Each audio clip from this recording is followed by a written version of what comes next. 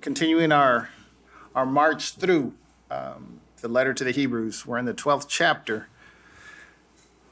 But there's, as I was preparing messaging for today, I'm always reflecting. I seem to always be reflecting on how life just really absolutely intersects with text. If we just think about life lived and how we can extrapolate and see the text applied to us in so many ways, shapes, and forms. And I was thinking about just the idea.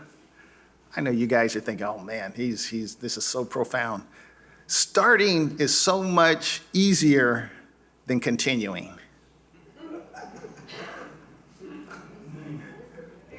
I know, like newsflash. It's just starting is so much easier than continuing. Think about projects around the house. How many have I started? Don't ask Sister Meeks. Don't ask Sister Meeks. There's a couple of projects that I stare at, and there's a piece of sheetrock that's been cut a hole out, and it needs repair, and but I just know that it's not just doing that. There's other stuff related to just fixing that.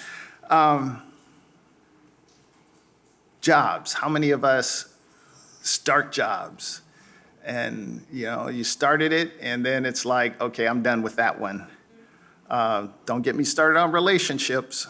I'll say a boo a week, but, you start, it's easy to start a relationship. It's hard to continue the relationship. It's much harder. And please don't get me started. I'm going to go riff on that. Gym memberships.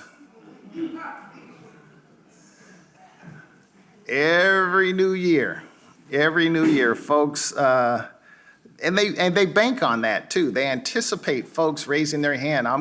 This year's gonna be different. And so this year I'm gonna buy some new shoes. I'm gonna buy new gear. I'm gonna get my membership all signed up, and we make a commitment. And then you fight for a spot in the gym. And all you have to do is just wait till February, In between time, the alarm clock goes off. It's a cold morning, and oh man, this bed feels so good. And everything that was behind starting starts to fade. The first few workouts were exciting. The gym, I was going to say the smell of the gym, but no, not the smell of the gym. But just the newness of the gym. The results don't seem to match your initial dedication. And by February, like I said, you can find a spot. Gym didn't change.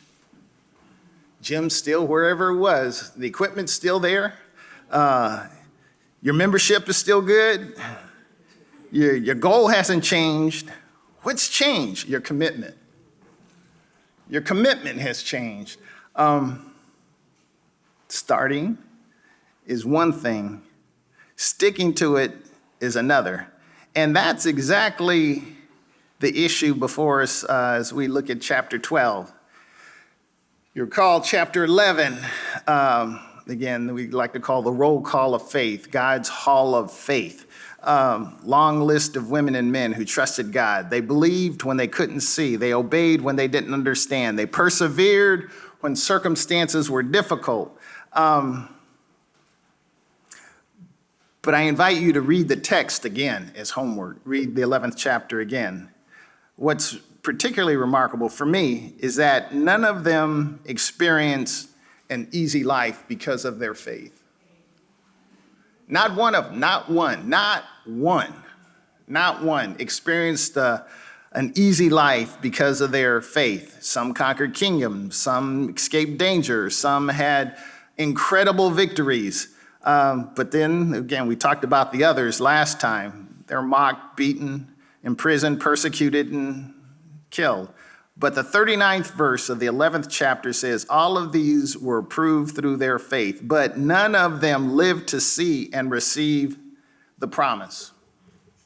None of them. They all started the race. They stayed in the race. And many finished the race without ever seeing everything they had hoped for. So given this, I like to say, stone cold reality, the writer of the letter to the Hebrews writes this: therefore, since we are surrounded by such a great cloud of witnesses, let us throw off everything that hinders and the sin that so easily entangles, and let us run with perseverance the race marked out for us, fixing our eyes on Jesus, the pioneer and perfecter of faith.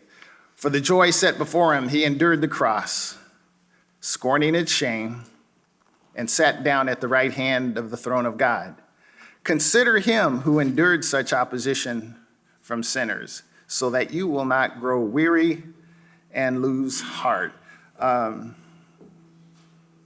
Tracy, Nate, Deacon Nate, you guys, all of you guys who at least pretended, Jose Baribamemba, who pretended to play basketball back in the day, you're familiar with that saying when folks would sit on the sideline, and what would they say? We got next. We got next.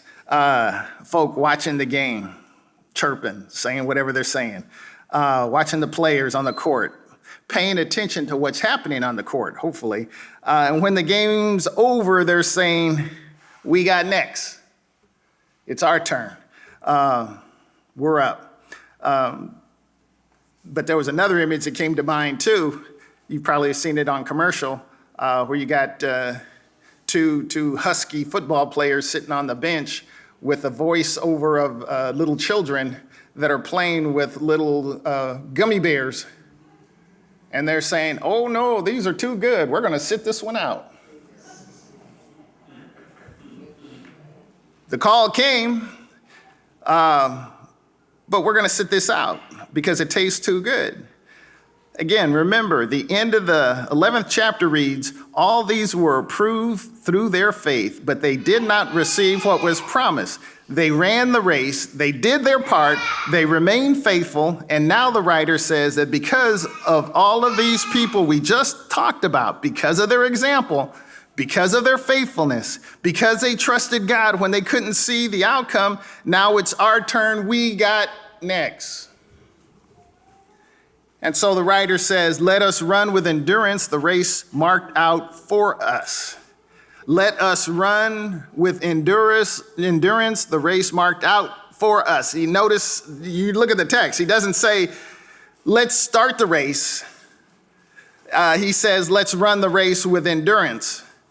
And he or she is not concerned merely with whether we can get excited about faith. He's asking that we endure in faith. And there's a difference between being inspired by faith and being sustained by faith. There's a difference. There's a difference between making a commitment and maintaining a commitment. I appreciate those that say, well, let me pray about this before I commit to this, because if I commit to this, I'm going to commit to this. And I don't want to start something and stop something, because there's a difference between starting the race and finishing the race. What are you saying?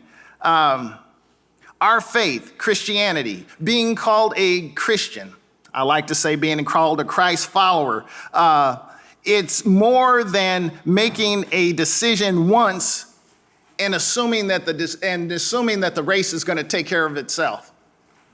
I came down the aisle once, that's it, right? I marched down, I ran that race, I marched down the aisle once, so that should be it. No. Also notice it's a race, a marathon, if you will, a commitment that has been marked out for us. Let us throw off everything that hinders and sin that easily entangles, and let us run with perseverance the race marked out for us. It's not a course we've marked out for ourselves. It's been marked out for us. What I know about marathons, you could put it in a thimble. I don't know a whole lot. I think it's 26.2, right? 26.2, okay, so they've got a witness. Miles. But I do know I have heard more than once about the Boston Marathon and this infamous part of the race called Heartbreak Hill. I've heard about that. You can tell I haven't run that. It's the final and most punishing of 4 hills that are part of the Boston Marathon. And it comes around mile 20, 26.2 miles. And mile 20 comes the hardest hill. And I had to look it up because I don't know. It rises 90 vertical feet over the course that they were just on, over a half a mile. And it breaks the rhythm and the stride of the runner. And so when the runners they're dog tired, they're at the very last point of oh man, it's mile 20. Okay, I think I could do another 6.2. And now I got Heartbreak Hill. What are you saying? There are going to be seasons when following Jesus is going to feel like, as Deacon Nate and I were sharing, again, I'm just saying what I'm saying. Don't read anything into it or take anything away from it. But if you think that every Sunday morning I'm just jumping out of bed and can't wait to get here, you have lost your mind. You've lost your mind. It's just like, pastor just can't wait to get to church. Okay. See, the difference for a lot of us is, no, there's a commitment associated with the calling, and I'm going to be here regardless of how I may feel on the personal. Others are like, you know what? The bed is better than the bench or the pew. Thank you very much. I'm going to call and I'm not going to show up. I can't do that. But y'all get to do that. There's going to be times when it's going to feel like, man, I just got to be here. And then there are going to be times like, oh my God. Be times when you're going to celebrate answered prayers. There are going to be times when it's like, I can't wait to get to worship, to praise and thank God for what he has done. How are you going to feel when you don't get the answer, or you don't get the answer you wanted to get? Think I want to, that gummy bear, I'm going to sit this one out. I don't understand this, but God, I trust you. The writer knows, God knows, you all going to get tired. The audience again, I keep trying to remind us who the writer was writing to was first century, likely Jewish audience in a urban setting that was under persecution. It was bad, and it was about to get a whole lot worse. Since we're surrounded by such a great cloud of witnesses, there are times when our faith gets weak. The writer doesn't say, well, this is what you got to do. You got to try harder. Just try harder. The writer, look at the text. The writer tells us when we encounter Heartbreak Hill, what does the writer say? Fix our eyes on Jesus. Fix. See, I won't go into the etymology of the word and you wouldn't. It's not a glance. It's not, oh, isn't he handsome? Isn't that cute? Isn't that pretty? It's not simply admiring Jesus from a distance, but it's locking our gaze on him. And that's the secret of endurance. We don't keep running because we're strong. We keep running because Jesus is faithful. I know. I see, Pastor, if you would just give me the 10 easy steps to make it through the race, then that'll make it. Because we're so geared for formula. We're so geared to fall for the okie doke at 11 o'clock at night for those pills and those quick fixes on how to lose weight. Now you got, for those that need it, we should be careful about injecting ourselves with these things that, oh man, this gets the weight off in an easy way without any thought or idea of what are the repercussions associated with that. We're just let's just get there. And again, audience, that's what's so not only sinful, but pernicious about pornography. It's not about relationship. It's about, I just want to get there. That's all. I don't want to deal with the relationship. We keep running because Jesus is faithful. We don't keep running because we know exactly how the story unfolds. We don't know. I don't know. But we do know who holds the story. And if we ever needed a reason, not that we really should, the author did what the author did. If we need a reason to fix our eyes on Jesus, the author reminds us why we should. For the joy that lay before him, he endured the cross. He scorned the shame. See, Jesus looked beyond the cross to the joy. He looked beyond the suffering to the purpose, and beyond the moment to the mission. If you want to keep running, look to Jesus. Mark, when you're tired, look to Jesus. Don't look at me. Look at Jesus. When I don't understand, God, I don't understand. I'm depending wholly on you. Things get tough. I'm still looking at Jesus. Why? The author gives us the reason. So that you may not grow weary and give up. Don't give up. Don't slow down. May stumble, may get tired. Don't give up. People join gyms because they want to get stronger, but you're not going to get stronger if you don't show up. I know this is real profound.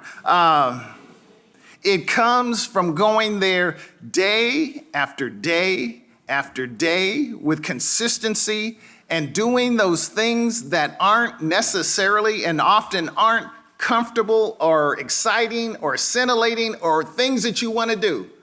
But I do it one step after the other. One step after the other. And how did you get there? As I was sharing again this morning, I said, there have been times when I'll look at a task, be it digging a trench 25 plus years ago, laying sprinkler system for a house. It's like, man, there's hundreds of feet I have to dig. I could stand there and look at it. It's a lot of work. Doesn't get done. In that case, I guess I could have paid someone. Well, actually, I couldn't. I couldn't afford it then. But how did it get done? One spade, one shovel turn at a time. One, just one. If you look at this task is too much, it won't get done. Our spiritual maturity doesn't come, again, because once we came down the aisle, prayed a sinner's prayer, joined a church, or even joined a Bible study. Faith grows as we keep showing up. Keep showing up. I don't feel like showing up. That's when you need to show up. Especially when you don't feel like it. Oh man, I don't feel like praying. That's when you need to drop to your knees and pray. There are times it's like, God, I'll drop to my knees. God, I got nothing here. I'm gonna get in, I'm gonna assume the posture and I'm going to listen because I got nothing to offer right now. Keep trusting. Keep trusting. So the question isn't, did you start? The question is, are you still running? Or as the old saints would say, or ask the question, the rhetorical question, are you still holding on? And if the answer is yes, well, it's like, keep on keeping on. An encouragement to tell you that the race is completed. The race is won with consistency and constancy. We got next. Now it's your turn. Lay aside everything that hinders you. Fix your eyes on Jesus. Verse 4, almost done. In your struggle against sin, you have not resisted to the point of shedding your blood. And have you completely forgotten the word of encouragement that addresses you as a father addresses his son? It says, my son, do not make light of the Lord's discipline, and do not lose heart when he rebukes you. Because the Lord disciplines the one he loves, and he chastens everyone he accepts as his son. Endure hardship as discipline. God is treating you as his children. For what children are not disciplined by their father? If you are not disciplined, and everyone undergoes discipline, then you are not legitimate, not true sons and daughters at all. Moreover, we have all had human fathers who disciplined us, and we respected them for it. How much more should we submit to the Father of spirits and live? They disciplined us for a little while as they thought best, but God disciplines us for our good, in order that we may share in his holiness. No discipline seems pleasant at the time, but painful. Later on, however, it produces a harvest of righteousness and peace for those who have been trained by it. The writer is doing more than telling first century audience just to tough it out, grit your teeth, hunker down, and let's just hope the storm goes over. The writer is offering a different way to really understand struggle. So here's one. Not every hardship means God has abandoned you. Not every hardship means God has abandoned you. Sometimes the hardships is where God is forming you. I know that does not work in today's pseudo-Christian circles, social media circles, is because we operate in a way that we attempt to avoid tragedy, avoid struggle. It's like going to a gym. I want to get toned, but I don't want to have to work out on that machine. That's not how this works. That's just not how it's worked. We tend to measure God's love by how comfortable life is. I know that's right because I know that's me. We tend to measure God's love by how comfortable we live our lives. Things are going well, God is on my side. When things are tough, where'd God go? Man alive. But the writer is challenging all of that thought. It's not, God's love is not demonstrated by what he gives us. God's love is demonstrated by what he is trying to develop in us. As Sister Meeks has said, God is not concerned about your happiness as much as he's concerned about your holiness. He's trying to work out in us that holiness just as he's holy. And so the writer compares God's work in our lives to the disciplines of a father. Father, particularly Reuben Cephas Meeks Sr., he would not give you what you thought you wanted. He would not give you necessarily those comforts that you wanted to be comforted with. He would do those things. No, that young man is no longer your friend. Why? He's my friend. We hang out. No, not anymore. It's over with between you and him. Oh, I didn't understand it. I thank God for it now. See, there are things that come up in our life that God is like, that's over. That's over. That relationship is over. That situation is over. And we, like a dog going back to vomit, we tend to want to go back and go back and go back. And it's like, I'm trying to separate you from this situation for your betterment. But yeah, okay. He's not trying to make us comfortable. He's trying to make us holy. Which means there's going to be times when we're stretched and we're dealing with things like pride, impatience, self-reliance, need to control everything, unwillingness to forgive, tendency to trust ourselves more than God. Those lessons aren't easy. They're hard. And the writer is telling us just that. Parents say, well, this is going to hurt me more than it's going to hurt you. Well, probably not. But I understand from the space it's coming from. I'm not getting joy out of disciplining you. I see discipline as the means to get you where you need to be. There are some times, I find this in my own case, and I really do need to finish up. How often would I go to God in sincere contrition or sincere petition if we did not experience those things in life that seem to be crushing and overwhelming to us? Seriously, it's like, again, we if we're not careful, we'll give the rub-a-dub-dub, thanks for the grub kind of prayer of thanksgiving, but there's a difference between praying as a salutation or as just something that you do.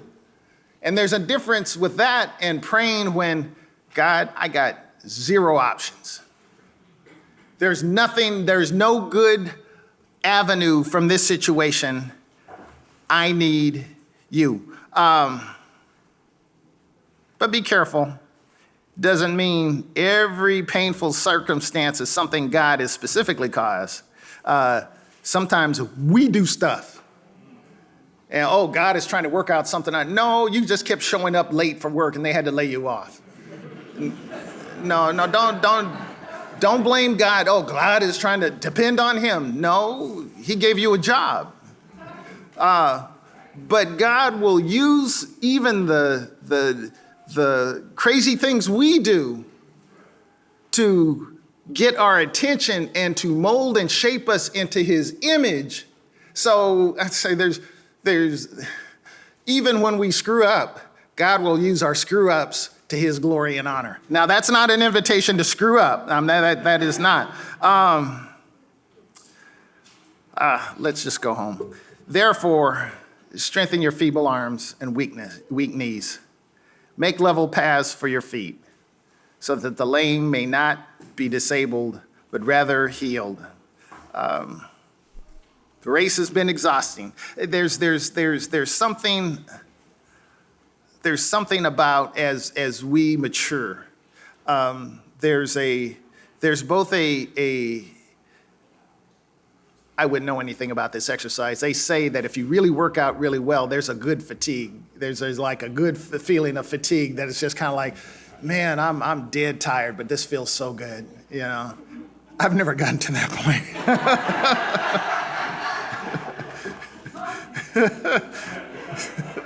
She all tell me about it, and it's like. So now the author is saying, you look at the text, strengthen your feeble arms and weak knees. Make level the paths, as he's referring to a text. I believe that's in Proverbs. Proverbs 4:26. Also for homework, look at Isaiah 35. 3rd through the 4th verse. Isaiah 35, 3rd through the 4th verse. The author acknowledges, see, that's the beautiful thing, is Scripture lets us know, he knows our frame. We're dust. We're dust. He knows you're not superwoman, you're not Superman, you're not some android that can just do. God knows. And the author is reminding the audience then and reminding us now that it's a struggle. It's hard. Stay at it. Stay at it. Stay at it. The marriage I'd rather jettison. Stay at it. The job I'd rather leave. Stay at it. Stay at it. Stay at it. Fix your eyes on him. And as you look at that hundreds of feet of trench that need to be dug, just do one shovel turn at a time. Just one. Just do one. Well, I got 1,000 to do. Don't worry about that. Can you do one? Do that. Just show up and do that. Well, what about tomorrow? Tomorrow will take care of itself. It's consistency and constancy. And as you acknowledging your exhausted knees, oh, God, I'm just so tired, so that the lame may not be disabled, but rather healed. There's a personal and a corporate responsibility. There's a personal and a corporate responsibility to our consistency, and I am done. I've shared before, share now, our coming together, it's 1 plus 1 is more than 2, and it's not a number. It's 1 plus 1, it's not 2, it's more than 2. What is it? It's not a number. When we come together, something altogether happens that wouldn't happen if 1 isn't here, or if 1 isn't here, or if 1 isn't here. So when you say, well, I won't be missed, it's no big deal. You miss the whole point of what it means to come together in worship. We come together, I need the benefit of your life experience. I need to hear from you as you have gone through what you have gone through as an encouragement to me. So it's not only I'm looking at this great cloud of witnesses that passed before us, but I'm looking at the great cloud of witnesses that are seated right here. Oh, I'm afraid, gosh, man, I've got surgery coming up. Calvin, hey, Pastor Meeks, let me tell you, I was fearful too, but God took me through it. Man, I'm getting ready to go off to college. I'm a little apprehensive about going off to college. It's like, you know what? I went off to college too. God took me through it. I'm afraid about venturing out on this job that it seems like, I've got imposter syndrome. I don't know if I really can do this. Girl, I was feeling the same way about a job I went to. God took me through it. So we become, as we look around of what's preceded us, we are able to encourage those that are right here struggling with what do you struggle with? The same thing you struggle with. Someone pastor doesn't, oh man, he walks 3 feet off the ground. His feet never get dirty. He never experienced, whatever you're experiencing, I'm experiencing. I might be further down the road than you, but I've experienced that. So it's like, oh, do you have this t-shirt? Yeah, I do. How about this one? Yeah. You've experienced that? Yeah. You struggle with this? Yeah. And you still trust? Trust is in him. It's not me. It's not in my goodness. I'm not good. I'm not strong enough. I'm not able to do the things that I think I should be able to do. But he is. And then I finish with this. If we would just give the Holy Spirit just a half a chance. Just a half a chance. Oh man, you can't, he can. You can't, he can. What do you mean? What do you mean? What is it we're struggling with? What are those things that are keeping us tossing and turning in the middle of the night? I can't, no, you can't. He can. He can. If you've given him a half a chance, yeah, well, I took it to him and I waited 30 seconds, about time to heat up coffee in a microwave, and he didn't answer. And it's just, you ever thought that maybe God is trying to work out something in you? Not the least of which is patience.